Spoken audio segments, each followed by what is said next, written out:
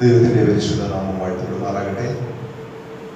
നമുക്ക് ഒരുമിച്ച് കർത്താവിൻ്റെ സന്നിധിയിൽ ഇന്നും കർത്താവിനെ ആരാധിപ്പാൻ സ്വർഗ്ഗത്തിലെ ദൈവം നമ്മളെ ഓരോരുത്തരെയും സഹായിച്ചല്ലോ. ഞാൻ ദൈവത്തെ സ്തുതിക്കുകയാണ്. അനുഗ്രഹിക്കപ്പെട്ട ഈ നല്ല നിമിഷങ്ങൾ കർത്താവിൻ്റെ പാദപീഠത്തിൽ നമ്മളെ തന്നെ ഏൽപ്പിച്ചുകൊണ്ടുകൊണ്ട് വീണ്ടും ദൈവസ്ഥരായിരിക്കാൻ സ്വർഗ്ഗത്തിലെ ദൈവം നമ്മെ ഓരോരുത്തരെയും സഹായിക്കുമാറാകട്ടെ. കർത്താവിൻ്റെ ദാസനോടെ ദൈവജനം സ്വീകരിക്കാനിടയായി തീർന്നു. ആ വചനത്തിന്റെ അടിസ്ഥാനത്തിൽ നമ്മുടെ ക്രിസ്തീയ ജീവിതം വിജയകരമായി നയിക്കാൻ സർവ്വകൃപാലുവായ ദൈവം നമ്മെ ഓരോരുത്തരെയും സഹായിക്കുമാറാകട്ടെ. റോമാലേഖനമാണല്ലോ നാം പഠിച്ചുകൊണ്ടിരിക്കുന്നത്. നമ്മുടെ നീതി പ്രവൃത്തികൾ കണ്ടിട്ടോ അല്ലെങ്കിൽ നാം നീതിമാന്മാരായതുകൊണ്ടോ കർത്താവ് നമ്മളെ രക്ഷിച്ചതല്ല, മറിച്ച് കർത്താവിന്റെ വചനം നമ്മൾ പഠിക്കുന്നത് ക്രിസ്തുവും നാം പാപികളായിരുന്നപ്പോൾ തന്നെ നമുക്ക് വേണ്ടി മരിക്കാൻ ദൈവം നൽകി നമ്മോടുള്ള സ്നേഹം മുഴുവൻ അല്പം പോലും മാറ്റിവെക്കാതെ പ്രദർശിപ്പിക്കുവാനിടയായി. ഇന്ന് പകൽ ആ സ്നേഹം അനുഭവിക്കുന്നവരാണ് നാം ഓരോരുത്തരും.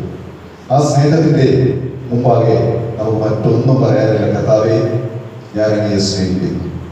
നമ്മുടെ പാപങ്ങൾ മുഴുവനും ക്രിസ്തുവിനോടുകൂടെ മരിപ്പിക്കുവാനിടയായി തീർന്ന വ്യക്തികളാണ് നമ്മൾ ഓരോരുത്തരും. ഇന്ന് പകലിൽ വേഗത്തിൽ തന്നെ ചില കാര്യങ്ങൾ ഓർമ്മിച്ച് ദിവസത്തിലിരിക്കുവാൻ കർത്താവ് ഞാൻ ആഗ്രഹിക്കുകയാണ്.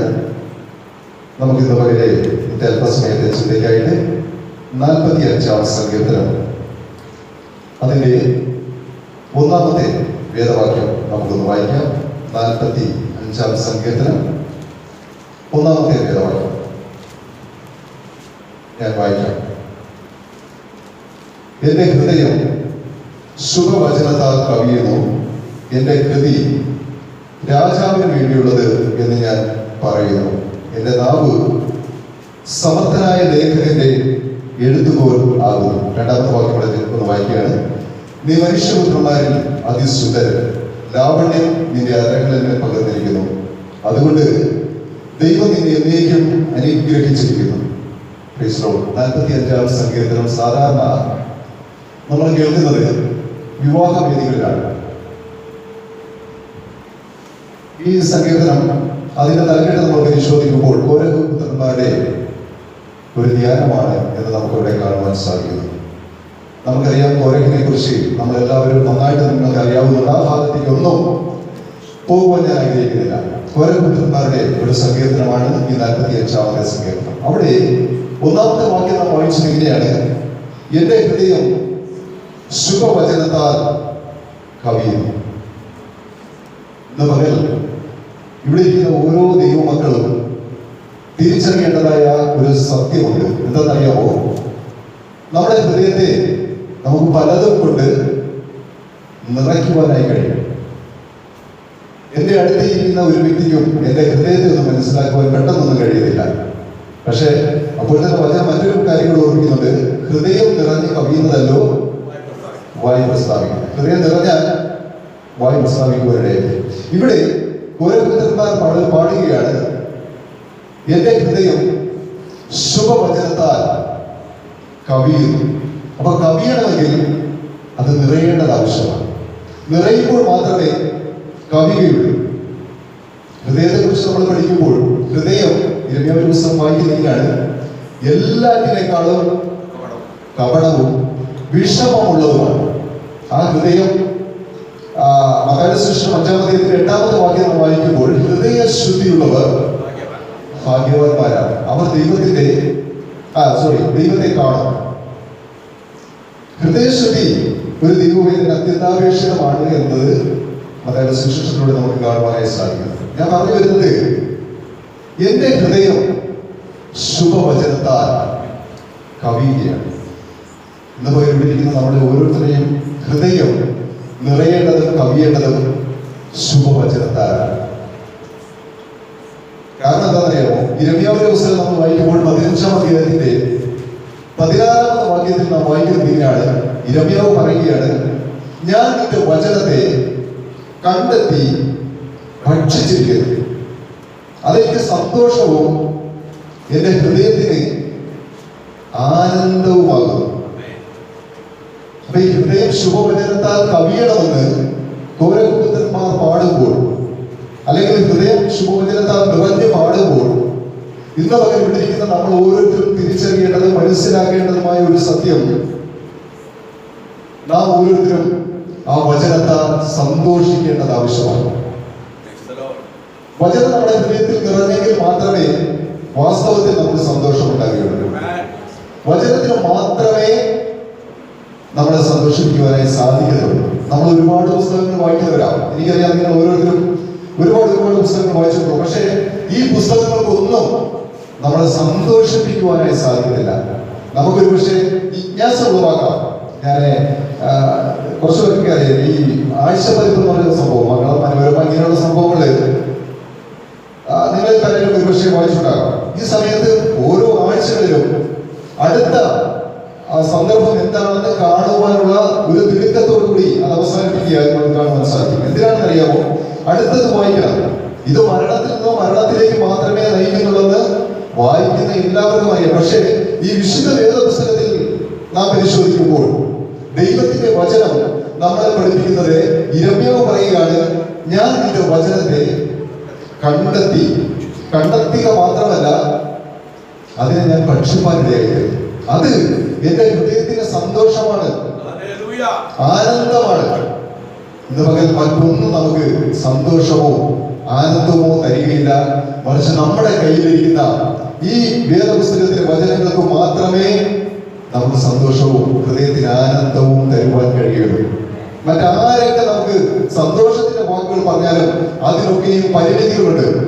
നമ്മുടെ ഹൃദയത്തിന് ആനന്ദമാകുന്ന ഒരുപാട് കാര്യങ്ങൾ ഒരുപക്ഷെ നമ്മൾ കണ്ടേക്കാം, കേട്ടേക്കാം. എന്നാൽ അതിനുമൊക്കെയും നൈമിഷികമായ നിമിഷങ്ങൾ മാത്രം കൊണ്ട് അവസാനിക്കുമ്പോൾ ഈ ദൈവത്തിന്റെ വചനം, കാരണം തിരുവചനം പറയുന്നത് ഇത് സ്വർഗത്തിൽ എന്നേക്കും സ്ഥിരമാക്കപ്പെട്ടിരിക്കുന്ന വചനമാണ്. ഈ വചനത്തിന് മാത്രമേ എന്നെയും നിങ്ങളെയും സന്തോഷിപ്പിക്കുവാനായിട്ട് കഴിയുകയുള്ളൂ എന്ന് തിരുവചനം നമ്മളെ ഓർമ്മിപ്പിക്കുന്നതായിട്ട് കാണുവാനായി സാധിക്കുന്നത്. കൊരപുത്രന്മാർ പാടുകയാണ്, എന്റെ ഹൃദയം ശുഭവചനത്താൽ കവിയുകയാണ്. എന്റെ കൃതി അത് രാജാവിനുള്ളതാണ്.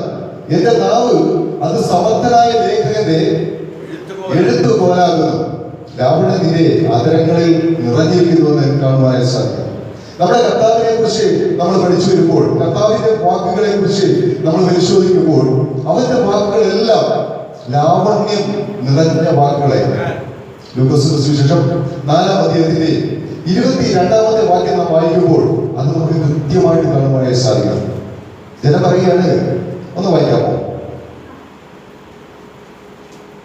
ലൂക്കോസ് 4:22.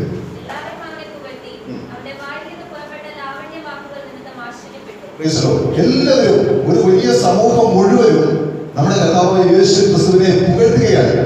എന്നിട്ട് പറയുകയാണ്, ഇവന്റെ ലാവണ്യ വാക്കുകൾ. ശ്രദ്ധിച്ചവരെ, നമ്മുടെ കർത്താവിന്റെ വാക്കുകൾ അങ്ങനെയാണ്. ഒരുപക്ഷെ നമുക്ക് ലോകത്തിൽ കിട്ടുന്ന വാക്കുകളൊക്കെ നമുക്കറിയാം. പക്ഷെ നമ്മുടെ കർത്താവിന്റെ അടുക്കൽ വരുമ്പോൾ, ഹൃദയം ശുഭവചനത്താൽ നിറഞ്ഞു കഴിയുമ്പോൾ, സന്തോഷം നിറഞ്ഞു കഴിയുമ്പോൾ കിട്ടുന്നത് എന്താണെന്നുള്ളത് നമുക്ക് ഓരോരുത്തർക്കും മനസ്സിലാക്കുവാൻ കഴിയുന്നതല്ല.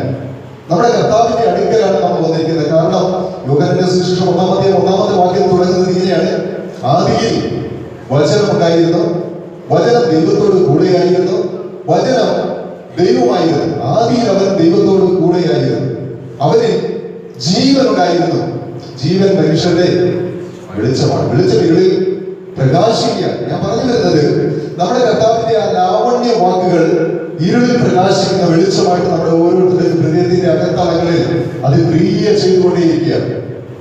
കൊരപുത്രന്മാർ പാടുകയാണ്, എന്റെ ഹൃദയം ശുഭവചനത്താൽ കവിയുകയാണ്. ഇന്ന് പകൽ ഞാൻ ഒരു റിക്വസ്റ്റ് നിങ്ങളോട് പറയാം, നമ്മൾ ഓരോരുത്തരും ആ ശുഭവചനത്താൽ നിറയപ്പെടുന്നവരായി തീരണം.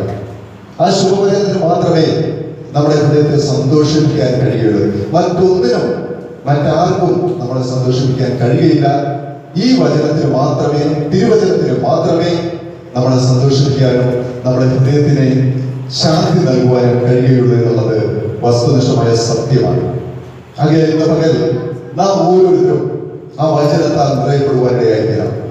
ഇനി യോഹന്നാന്റെ സുവിശേഷം നമ്മൾ വായിക്കുമ്പോൾ 8-ാം അധ്യായത്തിന്റെ 31-ാമത്തെ വാക്യത്തിൽ അവിടെ നമ്മൾ വായിക്കുന്നത് ഇങ്ങനെയാണ്, തന്നിൽ വിശ്വസിച്ച യഹൂദന്മാരോട് കർത്താവ് പറയുകയാണ്, നിങ്ങൾ എന്നിൽ വായിക്കാമോ?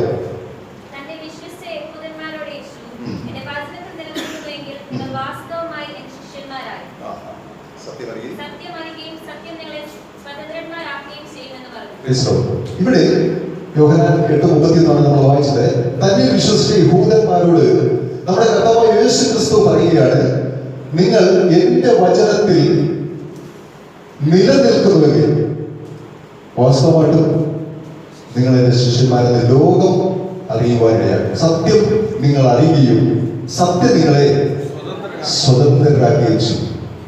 അപ്പോൾ എന്റെ വചനത്തിൽ നിലനിൽക്കണം. ഇത് കർത്താവിന്റെ ഒരു ആഗ്രഹമാണ്, അല്ലെങ്കിൽ അവന്റെ ഒരു കൽപ്പനയാണ്. തന്നെ വിശ്വസിച്ച ഒരു വലിയ സമൂഹമാണ്. ആ സമൂഹത്തെ നോക്കി കർത്താവ് പറയാണ്, നിങ്ങൾ എന്റെ ശിഷ്യന്മാരാകുന്നത് എപ്പോഴാണെന്ന് അറിയാമോ? നിങ്ങൾ വിശ്വസിച്ചത് കൊണ്ടല്ല. അപ്പൊ നമ്മൾ മനസ്സിലാക്കുക, വിശ്വാസികളെല്ലാം ശിഷ്യന്മാരല്ല. എന്നാൽ വിശ്വാസികൾക്ക് ശിഷ്യന്മാരാകാൻ കഴിയും. അതെപ്പോഴാണെന്നറിയാമോ? അവന്റെ വചനത്തിൽ നിലനിൽക്കുമ്പോൾ.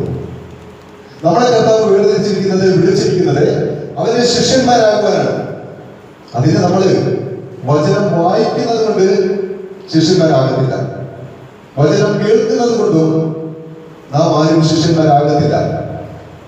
അങ്ങനെ ആയിരുന്നെങ്കിൽ വചനം വായിച്ച നമ്മുടെ രാഷ്ട്രപിതാവായിരിക്കുന്ന മഹാത്മാഗാന്ധി ഒരു ശിഷ്യനാകേണ്ടതായിരുന്നു.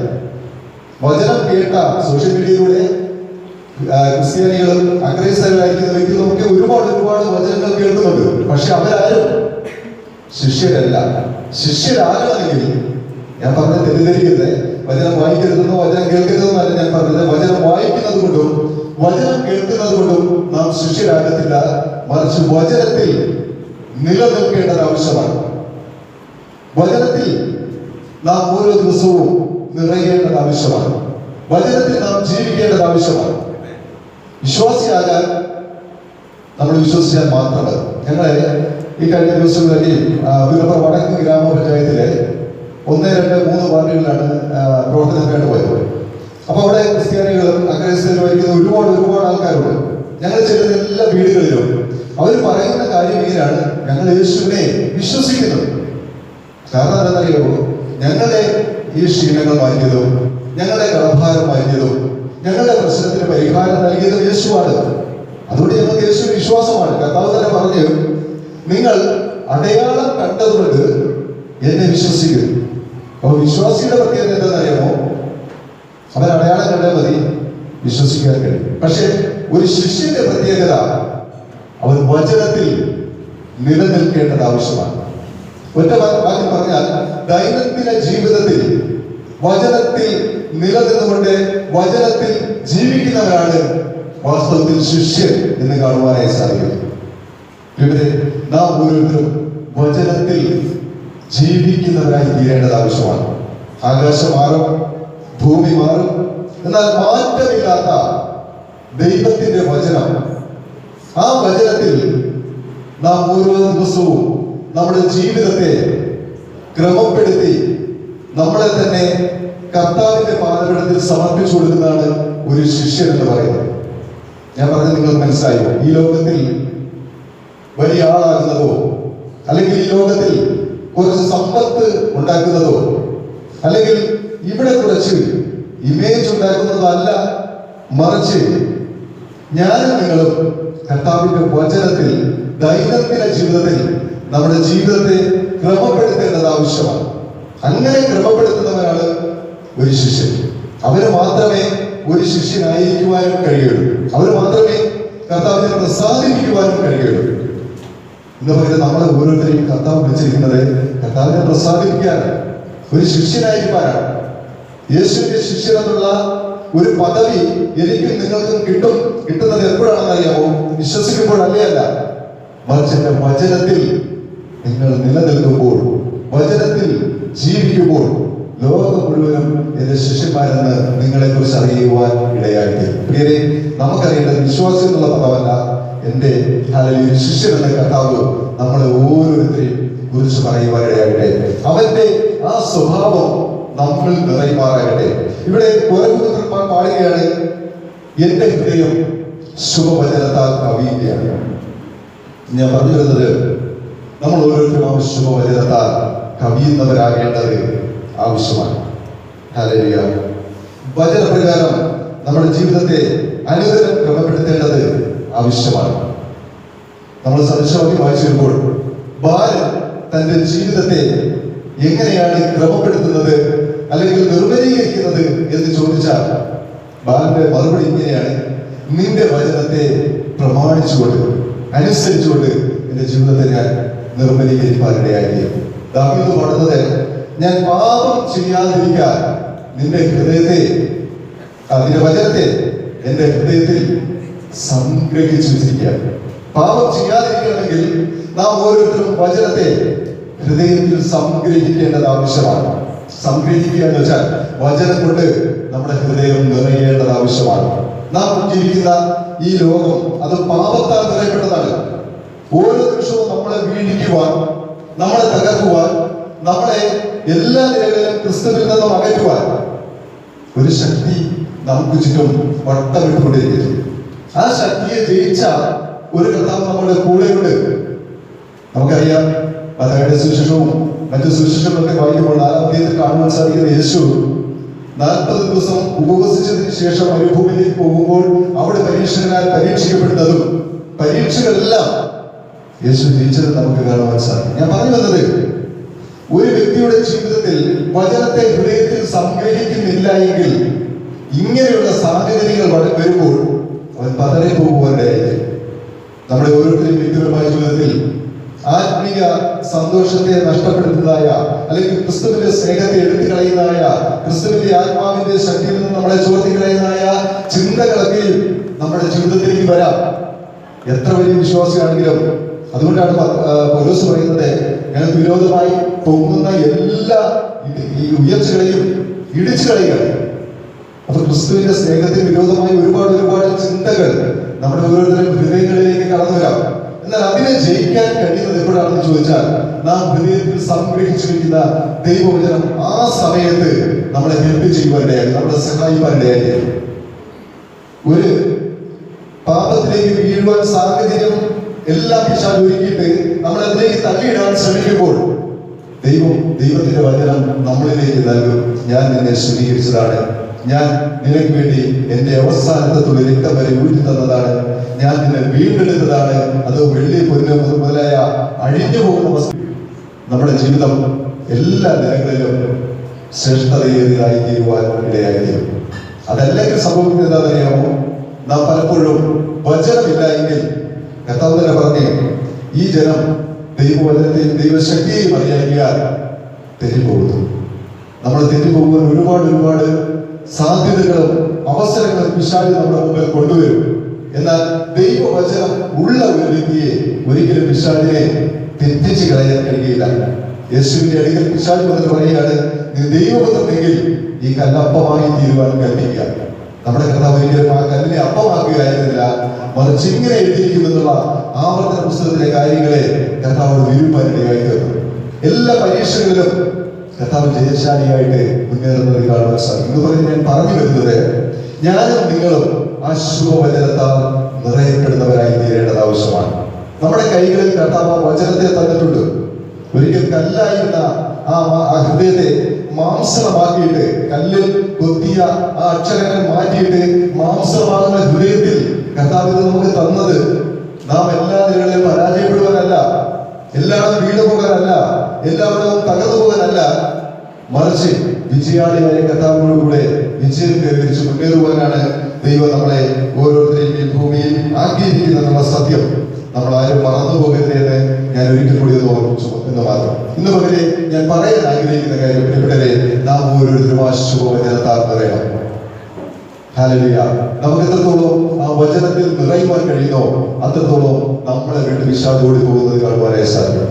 ഇന്ന് പലരും, ഞാൻ ഇന്ന് കേട്ട ഒരു മെസ്സേജ് ഇങ്ങനെയാണ്: ഒരു ദൈവദാസൻ, പാസ്റ്ററായ ഒരു മനുഷ്യൻ, അദ്ദേഹം ഒരു ശുശ്രൂഷയ്ക്ക് ചെന്നപ്പോൾ, ഒരു വലിയ ശുശ്രൂഷയാണ്, ആ സമയത്ത് അവിടെ ദൈവവചനം ശുശ്രൂഷിച്ചുകൊണ്ടിരിക്കുമ്പോൾ ഇദ്ദേഹത്തിന്റെ സാക്ഷ്യത്തിന് ഒരു 5 മിനിറ്റ് അവസരം കൊടുത്തു. അദ്ദേഹം ഓടി സ്റ്റേജിൽ വന്ന് പറഞ്ഞ ഒരു കാര്യം ഇങ്ങനെയാണ്. അദ്ദേഹം പറയുകയാണ്, എനിക്ക് ഇന്നൊരു രൂപാന്തരം വരുവാനിടയായി. ഈ മീറ്റിംഗ് എന്റെ ജീവിതത്തിൽ വലിയൊരു അനുഗ്രഹമായിരുന്നു. കാരണം ഈ ദൈവവചനത്തെ ഞാൻ പ്രസംഗിക്കുന്നതാണ്. ഈ ദൈവവചനം എനിക്ക് ഒരുപാട് കാര്യങ്ങൾ മറ്റുള്ളവരെ പഠിപ്പിക്കാൻ കഴിഞ്ഞിട്ടുണ്ട്. പക്ഷെ ഞാൻ ദൈവവചനം വായിച്ചിട്ട് വർഷങ്ങളായി. ഞാൻ പറഞ്ഞത് ഇന്ന് ഞാൻ കേട്ട ഒരു മെസ്സേജാണ്. ഞങ്ങളുടെ രാവിലത്തെ വെളുപ്പിനത്തെ ഒരു കൂട്ടായ്മയിൽ ഒരു കർത്താവിന്റെ ദാസൻ നേരിട്ട് കേട്ട ഒരു സാക്ഷ്യം അദ്ദേഹം വിളിച്ചു പറഞ്ഞതാണ്. ഞാൻ പറഞ്ഞു വരുന്ന ഇത്രയോട് പ്രിയപ്പെട്ടവരെ, നമുക്ക് പിശാചിനെ ജയിക്കാൻ കഴിയാത്തതിന്റെ ഒരു കാരണമല്ല, സകല കാരണവും വചനം നമ്മുടെ ഹൃദയത്തിൽ ഇല്ലാത്തതാണ്. ദൈവശക്തിയെ കുറിച്ച് നാം അറിയാത്തതാണ്. ദൈവത്തിന്റെ വചനം ജീവനും ശക്തിയുമുള്ളതാണെന്നും അതിനുമായിട്ടുള്ള ഏത് വാളിനേക്കാളും മൂർച്ചയേറിയതാണെന്നും പ്രാണനെയും ആത്മാവിനെയും സന്ധിമജ്ജകളെയും തുളച്ചിരുന്നതാണെന്നും ഹൃദയത്തിലെ ചിന്തനങ്ങളും ഭാവങ്ങളും ആരായുന്നതാണെന്നുമുള്ള ആ സത്യത്തെ മാറ്റി നിർത്തിക്കൊണ്ട് നാം ജീവിച്ചാൽ, വചനം വേണ്ട എന്നുള്ള ചിന്തയിൽ ജീവിച്ചാൽ സംഭവിക്കുന്നത് എന്താണെന്നറിയാമോ? നാം എല്ലാ നിലകളിലും പിശാചിന്റെ കണിയിൽ പൂണി ഒരു ആയുധമായി തകർന്നു പോകാനിടയായി. നമ്മുടെ ജീവിതത്തിൽ അങ്ങനെയാണെന്നല്ല ഞാൻ പറഞ്ഞത്. നമുക്ക് നമ്മുടെ ഓരോ ദിവസവും കർത്താവിനോട് ചേർന്നിരിക്കാം. ഇവിടെ നമ്മളെ ഒന്നാമത്തെ വാക്യം വായിച്ചത് എന്റെ ഹൃദയം ശുഭവചനത്താൽ നിറയ്ക്കവിയുന്നു. നമുക്ക് ആ ഒരു അനുഭവത്തിൽ ഇതൊരു പഴയ നിയമത്തിന്റെ പ്രാർത്ഥനയാണ്, ആഗ്രഹമാണ്, അല്ലെങ്കിൽ പ്രസ്താവനയാണ്. നമ്മൾ ഓരോരുത്തരും യേശുവിന്റെ രക്തത്താൽ വീണ്ടെടുക്കപ്പെട്ടവരാണ്. യേശു നമുക്ക് വേണ്ടി നൽകിയത് തന്റെ ചൊടിച്ചോരയാണ്, അവന്റെ ജീവനാണ്. വചനം ജഡമായി കൃപയും സത്യവും നിറഞ്ഞവരായി നമ്മുടെ ഇടയിൽ പാർത്തു. ആ കൃപ മുഴുവനും യേശുവിൽ കൂടി നമ്മുടെ ഉള്ളിൽ കർത്താവ് ആക്കി തന്നിട്ടുണ്ട്. ആ യേശുവിന്റെ വചനത്തെ അനുദിനം വായിപ്പാൻ, ധ്യാനിപ്പാൻ, ആ വചനപ്രകാരം നമ്മുടെ ജീവിതത്തെ ക്രമപ്പെടുത്തുവാൻ, ആ വചനപ്രകാരം നമ്മുടെ ജീവിതം നയിക്കുവാൻ നമുക്ക് കഴിയുമെങ്കിൽ തീർച്ചയായിട്ടും നമ്മൾ വാസ്തവമായിട്ടും കർത്താവിന്റെ ശിഷ്യനായി തീരുവാൻ ഇടയാകും. ഈ ദിവസങ്ങളിൽ അങ്ങനെ ഒരു നല്ല ശിഷ്യൻ എന്നുള്ള ഒരു ബഹുമതി നമ്മൾ ഓരോരുത്തരും പ്രാപിക്കുവാൻ കർത്താവ് നമ്മളെ കുറിച്ച് പറയണം, ഇവൻ വാസ്തവമായിട്ടും എന്റെ ശിഷ്യനാണ്, ഇവൻ ഞാൻ ആഗ്രഹിക്കുന്ന പോലെ ജീവിക്കുന്ന വ്യക്തിയാണ്, ഞാൻ ഇഷ്ടപ്പെടുന്ന ഒരു വ്യക്തിയാണെന്ന് നമ്മൾ ഓരോരുത്തരെയും നോക്കി കർത്താവ് പറയട്ടെ. നമ്മുടെ ഹൃദയം ശുഭവചനത്താൽ നിറയാം. കർത്താവിന് വേണ്ടി നമുക്ക് പാടാം, കർത്താവിന് വേണ്ടി നമുക്ക് ആയിത്തീരാം. ഈ വചനങ്ങളാൽ കർത്താവ് നമ്മളെ ഓരോരുത്തരെയും സഹായിക്കുമാറാകട്ടെ.